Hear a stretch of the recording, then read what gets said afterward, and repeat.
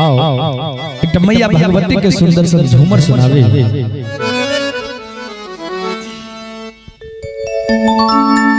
आहे मैया भगवती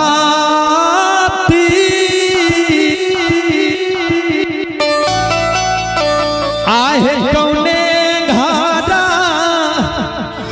रसल भगवती माँ कौने घर हई बसला आ कौने घर लेला बीसा रामवान हई मैया भगवती। जे माई भगवती से अबला सेवक जवाब करे छे हे मैया भगवती आ है मैया भगवती आ है कौने घरा रसल भगवती मैया कौने घर हई बसला कौने घर लेला बीसा रामवाना है मैया भगवती।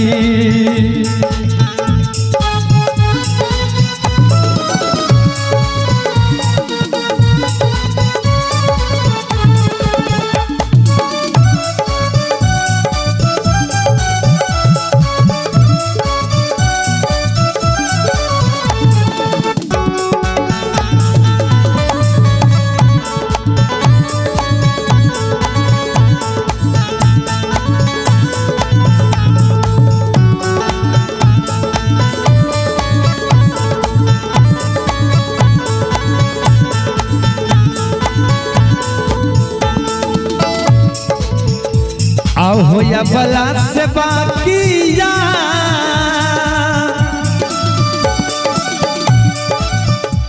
आओ मुनहर घरा रसल से बकिया धर मही घर हो बसलो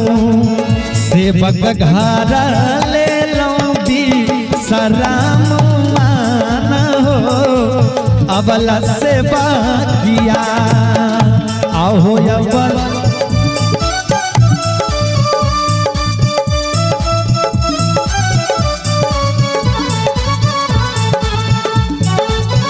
आय हाय जय हो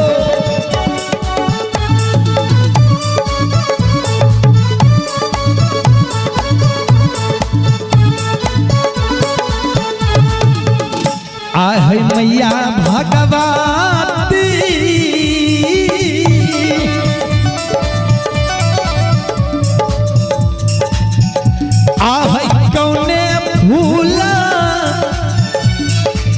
और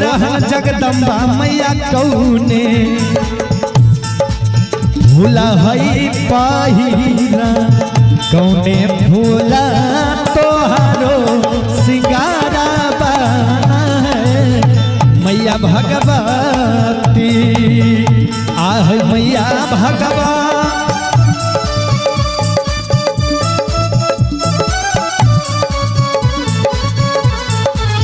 जय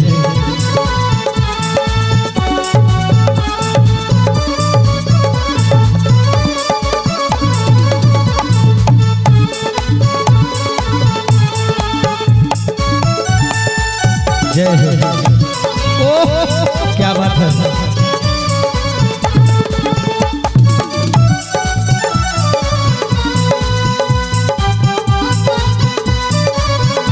जय जय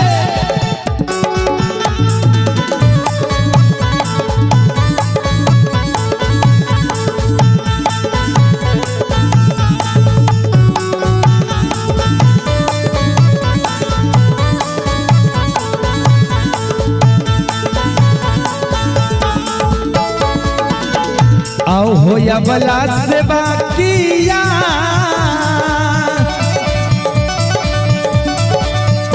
आओ होयली भूला हो रहन से बकिया चमेली भूला हो पहिरा अरहुल फूल हमारो सिंगारा बन हो अबला से बाकिया अरहुल फूल हमारो सिंगारा बन हो अबला से बाकिया। और क्यों जय हो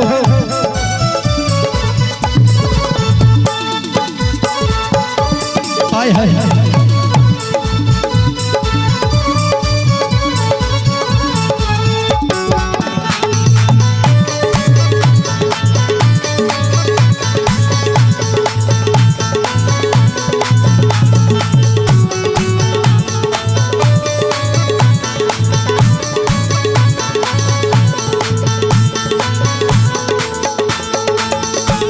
अबला सेवक माई के हिल से पूछे छे हे मैया ई त बुझलिए जे अहाँ के कौन फूल ओरहन होइया कौन फूल पहिरन होइया और कौन फूल के मैया अहाँ के श्रृंगार लागैया लेकिन कौन फूल कौन समय में फूलैया सेहो बतबियो। त माई के हिल कैसे हे हो अबला सेवक आओ हो दुखिया से बाकिया